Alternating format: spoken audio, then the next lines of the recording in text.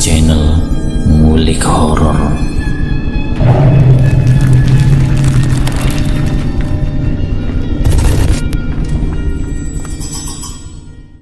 Assalamualaikum warahmatullahi wabarakatuh. Kembali lagi di channel Ngulik Horor. Channel ini menceritakan tentang kisah-kisah misteri. Kali ini saya akan membawakan kisah misteri yang ditulis oleh @nickallstory. Kalian juga dapat mengunjungi tweet beliau langsung ya. Nanti link saya akan sediakan di kolom deskripsinya. Oh ya, di dalam cerita ini nama dan tempatnya disamarkan semua ya, untuk menjaga privasi pihak yang terlibat di dalamnya.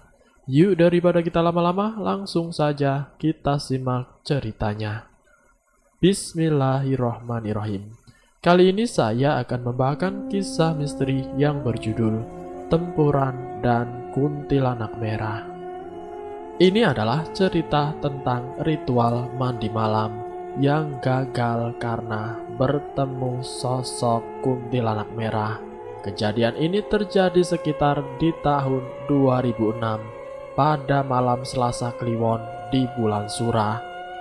Ketika cahaya bulan cukup terang di malam hari, kejadian bertemu kuntilanak merah ini berada di Tempuran. Pertemuan 2 atau 3 sungai menjadi satu aliran yang jaraknya hanya sekitar 400 meter dari jembatan. Sore ini aku melihat ibuku memasak cukup banyak dan sepertinya enak sekali. Ada telur balado, sayur lodeh, ayam goreng hingga kerupuk sudah satu toples besar. Banyak sekali bu masaknya. Emang ada acara apa? Tanyaku. Itu loh, nanti malam tamu bapakmu menginap di rumah, jawab ibuku sambil menyiapkan cabai untuk sambal. Singkatnya hari sudah mulai petang. Suara jangkrik di sekitar rumah juga mulai nyaring terdengar. Jalan sebelah rumah yang selalu ramai saat sore dengan suara motor orang pulang dari kebun berubah menjadi gelap dan sunyi seperti di kuburan. Aku bertanya kepada bapakku. Ternyata malam ini akan ada ritual mandi malam sebagai puncak rangkaian tirakat untuk membuang balak atau kesialan para tamunya. Ritual ini dilakukan setelah beberapa temannya melakukan puasa muti dalam kurun waktu tertentu, dan kali ini ritual mandi malamnya dilakukan di Tempuran karena kebetulan sungai sebelah rumah sedang mengalir, biasanya mati saat tidak hujan. Dipilihnya tempat itu bukanlah tanpa maksud. Selain tempat bertemunya beberapa aliran sungai dari Gembrahan, tempat itu juga sakral. Di Tempuran ini terdapat 2 pohon besar. Yang pertama pohon bunga kenanga dan satunya pohon kenari, serta sebelahnya lagi rimbun dengan pohon bambu apus dan kebun pisang. Kemudian terlihat jam dinding sudah menunjukkan pukul 8 malam, tapi tidak seorang pun tamu bapak sampai di rumah. Bapakku duduk di teras sambil merokok, menunggu tamunya. Sedangkan ibuku masih sibuk dengan persiapan makanannya di dapur. Sekitar pukul 9 akhirnya terdengar suara 2 motor mendekat ke rumah. Ternyata benar itu adalah tamu bapak. Aku pandangi wajah mereka sepertinya sedikit ketakutan dan lelah saat sampai di halaman rumah. Tanpa basa-basi, bapakku langsung mempersilahkan tamunya masuk. Padahal biasanya dia mengobrol sebentar di luar. Mungkin bapakku sudah tahu kalau ada kejadian janggal yang menimpa tamunya di perjalanan. Dan ternyata benar ada sesuatu terjadi saat memasuki jalan hutan harapan. Kok kalian dulu yang sampai di sini? Teman yang lain mana? Tanya bapakku ke tamunya. Karena penasaran, baru 2 motor 4 orang yang sampai. Padahal harusnya ada 12 orang yang datang malam ini. Anu pak, teman yang lainnya ke bengkel dekat balai desa. Ada 3 motor terkena masalah saat berada di jalan hutan, jawab salah satu tamunya dengan suara lirih. Hari sudah semakin malam, waktu itu jam 10, tapi sisa tamunya masih belum juga sampai. Akhirnya bapakku telepon mereka untuk menanyakan kabarnya, dan ternyata tamunya baik-baik saja. Selang beberapa menit mereka sampai juga di rumah. Dengan senyum lebar bertemu bapakku. Lalu berceritalah salah satu tamu bapakku. Panggil saja namanya Sugi. Selama perjalanan di jalan hutan katanya banyak sekali hambatan yang seolah menyuruh mereka balik arah, tidak melanjutkan perjalanan. Pertama, tiba-tiba salah satu motornya mogok di tengah hutan. Sudah beberapa kali di starter, tetap saja tidak menyala mesinnya. Padahal motornya baru dibeli tahun lalu. Akhirnya karena jalanan turun, digeretlah motor menggunakan tali. Lalu muncullah masalah selanjutnya. Saat turunan dan mau belokan, tiba-tiba lampu motor yang menyeret mati tanpa sebab. Paniklah mereka dan hingga membuat motor belakang yang diseretnya menabrak pembatas jurang. Untung tidak ada yang terluka serius, hanya memar sedikit di lutut saja. Untung saja tidak ada yang luka serius, hanya memar sedikit di lutut saja. Kondisi saat itu benar-benar gelap di tengah hutan yang seram, cukup ngeri untuk digambarkan. Karena memang angker tempat itu. Beberapa teman sibuk menolong yang terjatuh, sedangkan yang lain terus berdoa semoga tidak ada makhluk lain yang mengganggu. Akhirnya mereka pun memutuskan untuk melanjutkan perjalanan, namun dengan laju yang sangat pelan, takut ada kejadian lain yang membuat celaka. Sesampainya di lembah dan perkampungan, akhirnya mereka menemukan bengkel motor dan mencoba memperbaikinya. Disuruhlah 4 temannya yang motornya aman untuk berangkat lebih dulu ke rumah untuk kasih kabar ke bapakku. Sedangkan yang lain menunggu di bengkel sampai motornya selesai diperbaiki. Anehnya setelah dicek semua motornya tidak ada satupun yang rusak. Mesin yang mati di starter sekali langsung hidup. Bahkan lampu yang tadi mati juga menyala terang. Mereka pun semakin bingung dengan kejadian malam itu. Tidak berlama-lama akhirnya mereka membayar dan pamit ke tukang bengkel untuk melanjutkan perjalanan ke rumah. Mendengar cerita tersebut, bapakku hanya mengangguk dan berkata, anggap saja hal itu sebagai rintangan saat akan menyelesaikan tirakat membuang balak ini. Yang aku tahu memang lumayan berat hambatan tirakat ini. Mulai hambatan dari keluarga kita sendiri, tetangga, hingga hal lain yang seolah menginginkan kita gagal. Tidak berpanjang lebar, karena sudah mendekati tengah malam, bapakku meminta barang bawaan tamunya yang dimintanya jauh-jauh hari. Barang tersebut adalah air dari sumber mata air yang berbeda dan juga bunga 7 rupa. Dibawalah barang tersebut ke belakang, ke kamar gudang bapakku. Lalu air 7 sumber tadi dituang ke bak mandi dan ditaburi bunga 7 rupa. Setelah itu dibawalah bak mandi ember hitam besar keluar rumah di halaman samping yang gelap. Dan ritual mandi malam buang balak dimulai. Pertama bapakku menyuruh 4 tamunya untuk mandi dengan air yang sudah disiapkan tadi di luar. Ternyata tidak semua dari 12 tamu tadi ikut tirakat. Beberapa masih dalam proses tirakat, sedangkan yang lainnya hanya mengantar saja. Kondisi di luar sangatlah gelap karena cahaya bulan tertutup mendung dan udara dingin disertai angin kencang gampang membuat bulu kuduk berdiri. Sekitar pukul 12 malam, akhirnya keempat tamu bapakku mulai mandi dengan air tadi di halaman samping.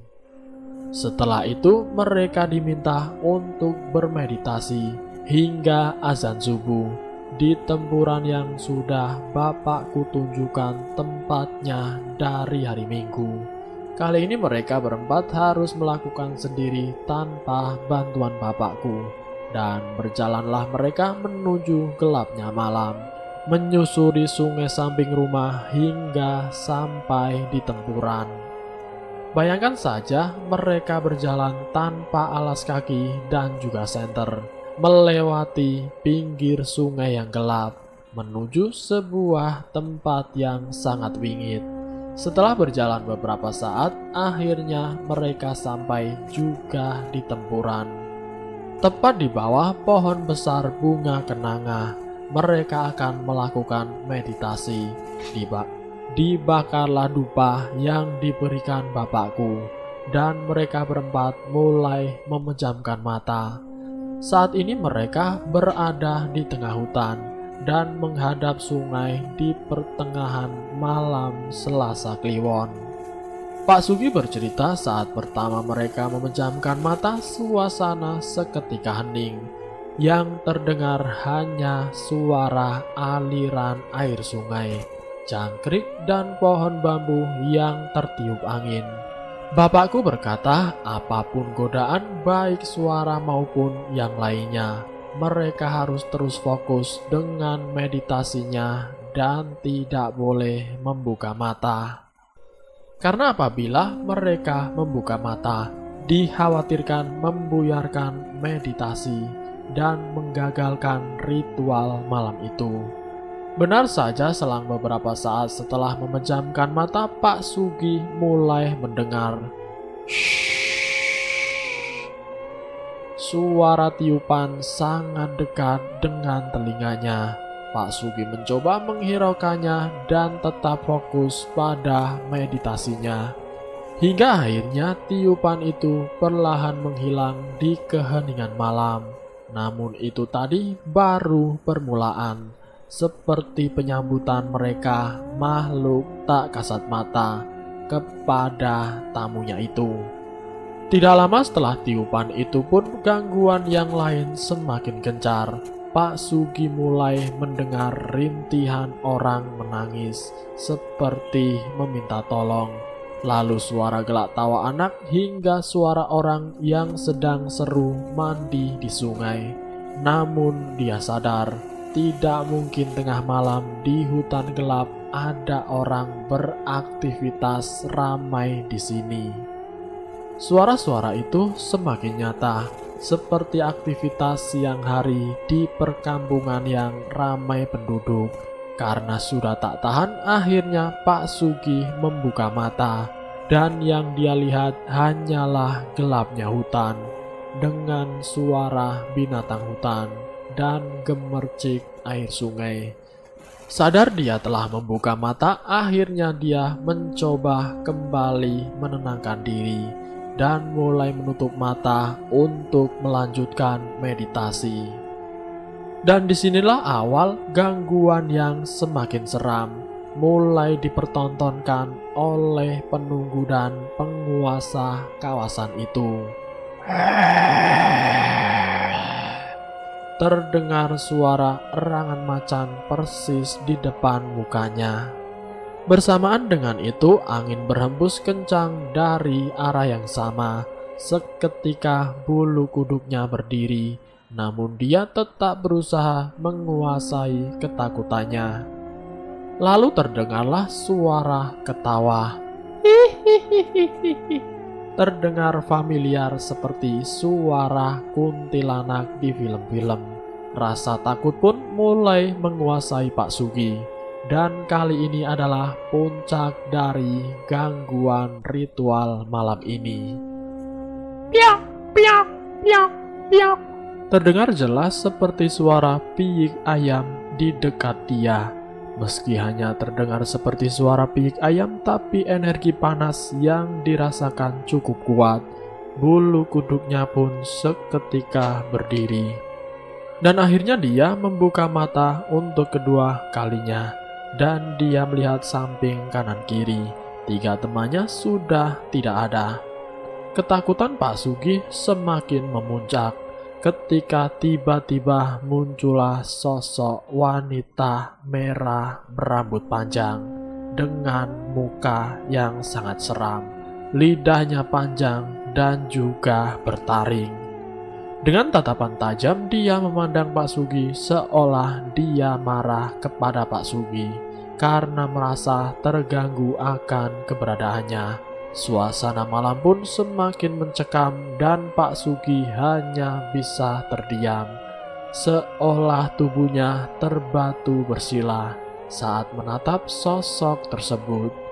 Di lain sisi, sekitar pukul 2 malam, bapakku masih terjaga dan ngobrol seru dengan tamu yang masih menunggu di rumah, sambil menunggu 4 orang balik dari ritual.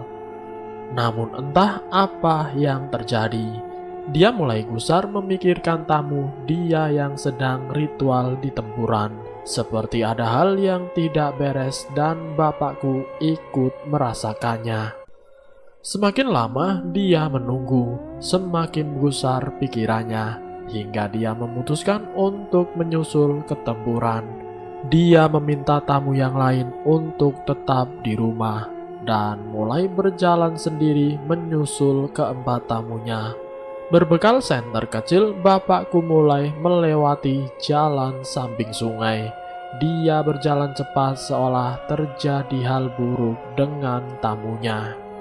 Baru setengah jalan terlihatlah 3 tamunya Pak Juki. Pak Soleh dan Mas Doko lari ketakutan menuju bapakku. "Anu Pak, banyak gangguan. Ada penampakan putih-putih dari pohon kenanga Pak," jelas ketiga tamunya sambil ngos-ngosan lari di gelapnya jalan hutan. Jelas saja ternyata ketika tahu terdengar ketawa suara kuntilanak. Ketiga tamu bapakku membuka mata dan ketakutan bukan main, sehingga mereka lari tunggang langgang meninggalkan meditasinya. Mendengar hal tersebut, bapakku semakin mengkhawatirkan sisa tamunya yang masih tetap di tempuran, yaitu Pak Sugih. 3 tamu disuruh terus berjalan balik ke rumah, dan bapakku semakin jalan cepat menuju tempuran. Kemudian singkatnya hingga akhirnya bapakku sampai juga dan mendapati tamunya menatap terdiam ke arah pohon kenanga, seolah dia menatap sosok yang menakutkan. Tidak mau tamunya kenapa-kenapa atau pulang menjadi linglung, dia pun berusaha menyadarkannya, hingga akhirnya Pak Sugih tersadar dengan kondisi tubuh yang sangat lemas.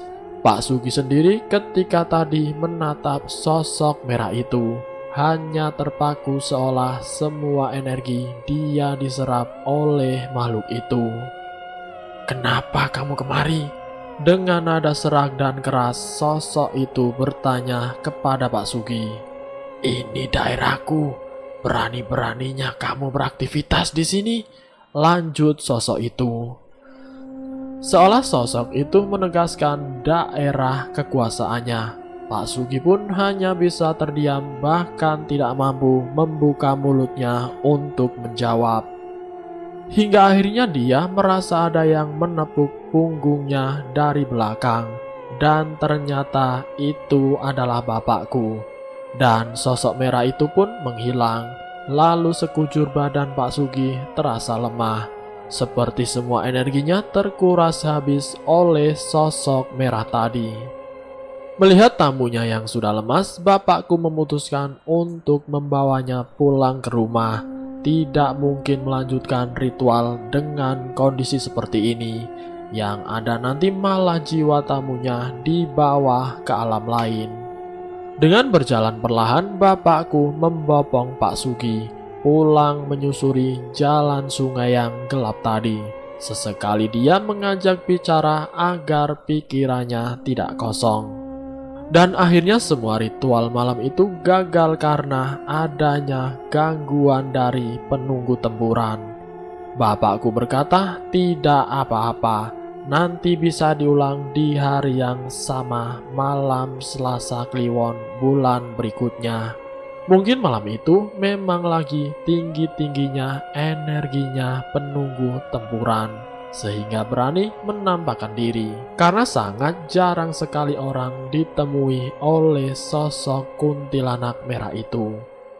Kemudian sesampainya di rumah, Pak Sugi dibiarkan berbaring di karpet, lalu disuruh minum air putih. Tamu yang lain nampak cemas dengan kondisinya, namun tak lama kondisi Pak Sugi mulai membaik dan kembali bisa diajak berbicara. Malam itu benar-benar malam yang mengerikan bagi keempat tamu bapakku.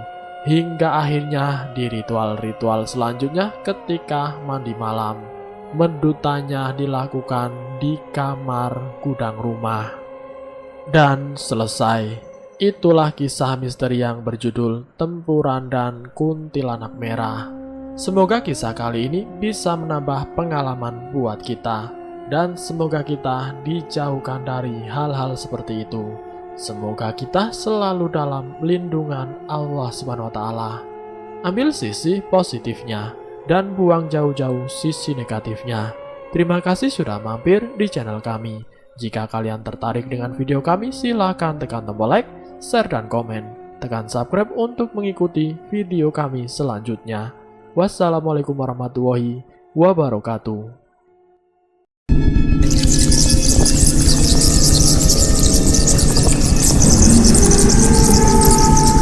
Selamat datang di channel Ngulik Horor.